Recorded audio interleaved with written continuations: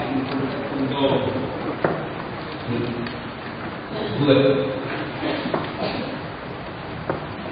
biến hồ Siberia trong cơn bão táp. Đó là hình ảnh của mỗi người chúng ta trong thế giới vô thần duy động hôm nay. Sau những giây phút gặp gỡ Chúa Giêsu với những lời giảng dạy của những phép lạ, các tông đồ rất phấn khởi, nhất là trước đám đông hoan hô tung hô kính phục. Thầy cũng như trò. Chúa Giêsu bảo không lưu lệ xuống thuyền sang bờ bên kia. Bỗng dưng sóng gió nổi lên, ai cũng đều sợ và gần như chìm thuyền chìm tàu. Trong khi đó Chúa Giêsu vẫn ngủ, không hề biết gì, không can thiệp gì. Các tông đồ đã cố gắng hết sức, các môn đệ cố gắng hết sức chèo chống, đến cuối cùng hoảng sợ và kêu lên thầy, chúng con chết mất. Câu chỉ có.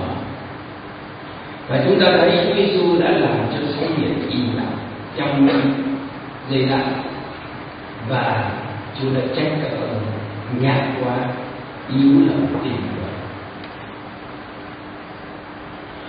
Chúng ta sống trong cái thế giới hưởng thụ hôm nay, vật chất hôm nay và vô thần hôm nay, một cái thế giới hoàn toàn muốn gạt chúng ta khỏi mọi cơ chế, đặc biệt khỏi tâm hồn con người, nhất là giới trẻ,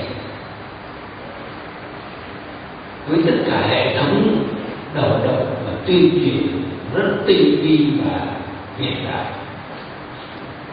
Tôi lấy một ví dụ, chỉ chuyện xây dựng nhà thờ, nhà thánh, trường lớp của giáo hội Công giáo thôi, với Tin Lành thôi.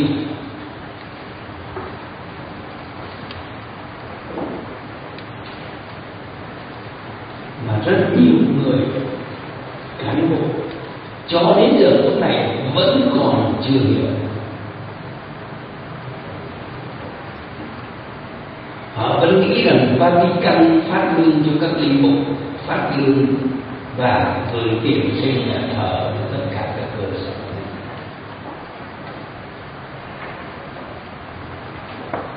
Họ vẫn nghĩ rằng Vatican tuồn tiền bạc vào để cho các giáo hội như giáo hội Việt Nam chi phí cho tất cả các giáo phu, các tu viện chủ trưởng. Họ vẫn nghĩ rằng cái giáo hội Công giáo là cái giáo hội tinh vi, đã tổ chức từ cái hành ngũ từ ở xóm đạo cho đến xứ đạo và phát lương cho các chức sắc các bề để trở thành một thế lực như con bạch tuộc để mà chống đối vân vân. Hiểu như thế, nghĩ như thế, và mình dạy như thế, và mình dạy như thế này. Những cái nhà cô nhi kia ở Vinh Sơn 1, Vinh Sơn 2 đó, chẳng qua nó chỉ kết quả lén lút tình vụ trộn giữa các linh mục với các giáo tu. Người ta đã tinh vi, người ta tổ chức mở các tu viện để có những thiếu linh tu, nó là để giải quyết vấn đề sinh lý cho hàng linh mục, tức là những thế lực đã được đào tạo để mà chống bán. Nhưng lẽ lúc không được thì phải sinh con thì mở trường nhà trẻ, mở cô nhi viện để chữa được những cái ngứa mà kết quả của lén lút đó. Còn bề ngoài chỉ che giấu độc thân để mà dễ hành động. Họ được đào tạo như thế, và rồi được đào tạo để mà ông nông hội hướng lên là trời thì đạt trong ngoài kia. Nhưng có những cái vẫn còn chưa hết, nhưng mà những cái đó là nhỏ.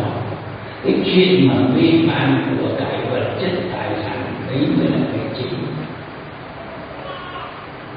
Chúng ta hình dung một đoàn tàu mà chở rất nhiều hàng hóa, ăn mặc con lê, cravat, giày tây, áo thun và là suy vân vân đủ hết mọi chuyện, rồi đeo vòng vàng cái nọ kia, trong túi lĩnh kỉnh đủ mọi thứ. Bây giờ thầm chỉ mơ làm sao giữa hiện đại. Một là sống, hai là chết. Muốn sống thì phải vứt hết, chỉ còn thân trơn trụi. Còn mà tham mà giữ lại của cải thì chết. Thì thế giới chúng ta đang sống này cũng y như thế. Chúng ta cũng dễ dính vào của cải vật chất, cái đó mới là cái. Chứ còn những cái mà người khác chống đối về là chưa phải nặng lắm. Cái mà nặng nhất cho chúng ta là ngay cả cái chuyện mà của cải vật chất như thế này.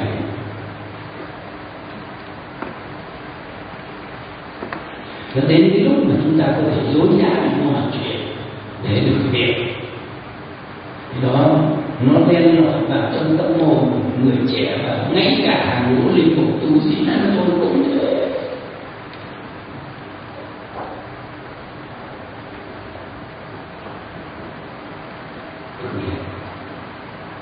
Chúng ta cũng đang ở trong một cái thế mà bão táp mà chúng ta cũng phải hoảng lên, và nhiều khi chúng ta cũng cảm thấy như không có Chúa vậy. Nếu các thầy cô này có gì chúng ta nghĩ như thế, chúng ta nghĩ kỹ mà coi. Vì bao nhiêu người ngoài đời đã từng nói cho chúng ta biết, làm gì có Chúa chúng nó, Chúa chúng nó là gì có. Ở cái nhà của Phú Xuân ở Đức An năm 1976, ông Đặng Thị Vân tự bỏ chủ tịch ban quân quản Liên Quân, quy tụ tất cả các chính sách, các tôn giáo là ông đã từng nói không có Chúa Phật nào ở đây cả. Chúa Phật là toàn mê tín dị đoan bày cả, không có Chúa Phật nào cả. Vì chiến thắng này là chiến thắng của nhân dân Việt Nam. Mục sư Hồ Văn Vui, chứ chúng tôi còn nhát chưa dám nói. Mục sư Hồ Văn Vui, mục sư Tin Lành An Khê đứng lên nói: kính thưa ông Chủ tịch, chúng tôi rất đồng ý với ông Chủ tịch nói đúng, quân đội ta và nhân dân ta của mình đã thắng hai tên Đế quốc độc sổ.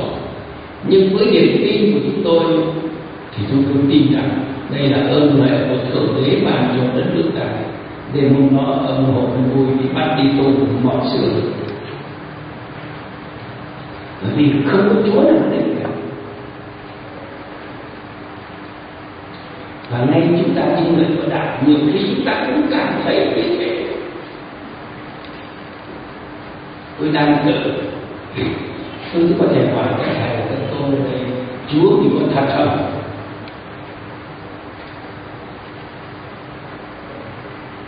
Chúa mình có quyền năng không?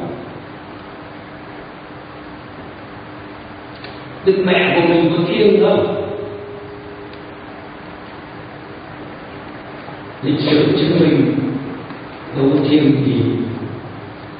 Mình cầu nguyện cho thoát nạn cộng sản cộng thần là trăm năm cầu lên cầu xuống, cuối cùng có thoát gì đâu. Như vậy đâu có thiêng, đâu có quyền năng. Đấy, có những người nghĩ như thế. Có khi ở trong hàng ngũ chúng ta cũng thế.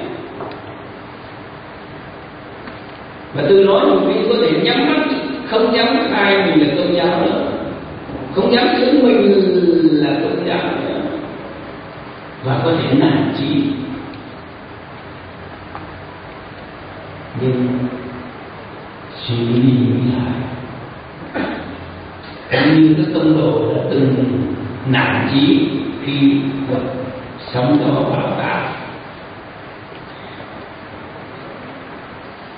May mắn thay hãy còn một chút đức tin chạy đến đại thành, chúng còn chiếm nữa, cũng còn có một tí, có lẽ chúng ta cũng nhiều khi cũng có một tí để, và chúng ta thấy cuối cùng Chúa chúng ta quyền mẹ của chúng ta rất linh thiêng.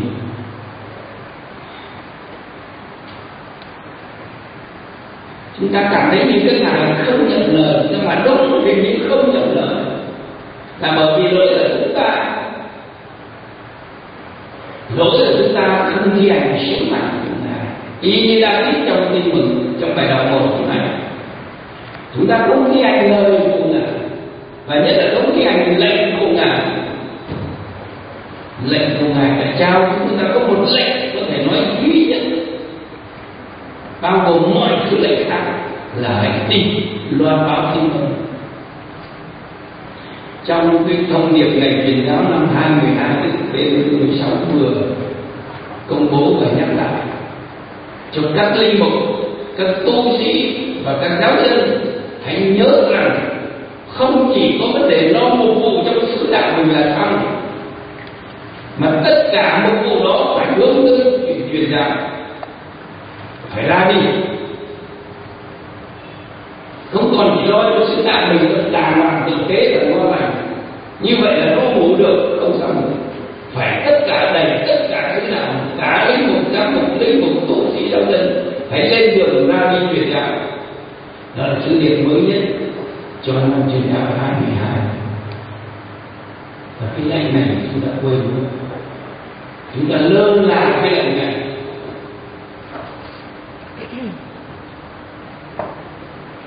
Cho nên Chúa và mẹ làm thầy. Nên tôi vẫn hay nói với các cán bộ tự hào là chính cán bộ là những nhà truyền giáo thầy chúng tôi, vì chúng tôi đã lơ là. Đúng vậy, chúng ta không truyền giáo, không thi hành lệnh của Chúa truyền, chúng ta cảm thấy mình tự đạo là đủ rồi, mình làm mấy việc hàng ngày mình Chúa toàn là xong rồi. Không phải. Cho nên Chúa sẽ không gọi là Chúa dùng người ta, và dùng chính cán bộ. Cụ thể như thế này, cán bộ hứa nhiều chuyện, cán bộ nói nhiều điều, nhưng cán bộ không giữ, không thi hành, không thật, giả dối.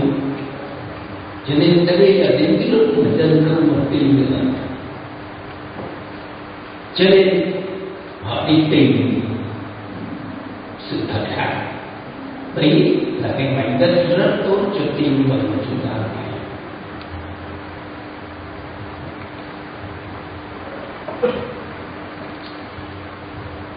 Vâng, thưa các thầy và cô, các thầy và cô là những người cảm nghiệm sóng gió bão bùng hơn chúng tôi nhiều trong môi trường giáo dục hôm qua và hôm nay. Các thầy và cô cũng xin Chúa cho ý thức các thầy và cô là những nhà thừa sai để Chúa sai đến cái môi trường đó. Tôi biết đây là một cực hành, là một thử thách gây cho các thầy và cô. Ngay chúng tôi cũng thế. Bây giờ lấy ví dụ như xây một cái nhà thờ là nhà nước đòi giám mục phải ký nhận như thế này, không được thu gom tiền bạc vai cả. Tòa giám mục phải chỉ đài họ tất cả mọi chi phí, họ mới cho phép xây nhà thờ.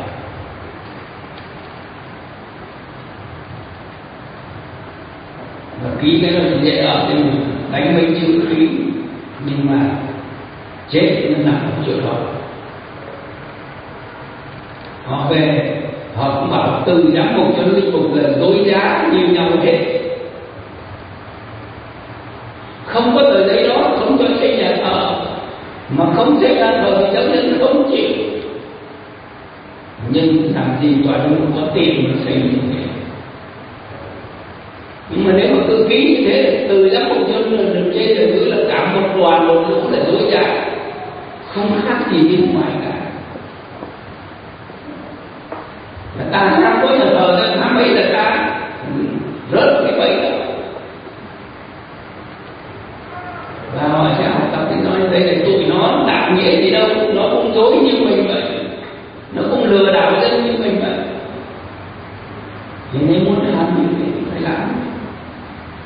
y như thế. Cho nên mỗi người chúng ta những người có niềm tin và ý thức gì cho chúng ta phải nói Chúa ơi cho con thêm lòng tin, có ơn Chúa cho mình bình cảm, và có ơn Chúa rồi thì có chết chúng ta cũng phải chấp nhận. Đấy là cái mà thế giới đang cần, đấy là cái điều mà thế giới đang chờ mong. Và nó đang muốn các thầy của như vậy. Cảm ơn Chúa chúng ta có dịp cơ hội như này. Cảm ơn các thầy của tôi đã đáp ứng lần tới đây. Tôi mong rằng sau sẽ có nhiều hơn nữa, và có cả các nữ tu, các nam tu sĩ đều là những thầy cả. Hôm nay thì chắc là các nữ tu đi vắng, đi về quê, tôi không thấy một nữ tu nào thầy cả. Cái này nhà giáo này cũng có nhiều thầy, nhiều cô là nữ tu là tu sĩ cũng được ngồi ở đây để chúng ta cùng chia sẻ với nhau. Xin Chúa chúng ta ít hơn nữa và cho chúng ta làm khiêm tốn như David. Nhiều khi cũng nhận ra lỗi lầm của mình, chỉ thấy lỗi người khác cũng phải để nhờ Nathan chỉ cho biết, và có đủ can đảm David dạ vâng để Chúa xin tha. Nhờ Nathan đã dám nói người đó chính là Ngài. Vâng, chúng ta cũng vậy, và chúng tôi cũng vậy. Chúng ta yêu đuối lắm, chúng ta chưa cho toàn sự mạng được xài đi, làm chứng cho Chúa, giữ gìn Chúa qua cuộc sống phục vụ hết đời, tức là thi hành chức năng ơn gọi của một nhà giáo có niềm tin trong một nền giáo dục vô thần duy nhất hôm nay. Không có ơn Chúa chúng ta không làm nổi, và kinh nghiệm cho thấy chúng ta đã hơn một lần không thi hành cái này cái khác ở mức độ mỗi người chúng ta.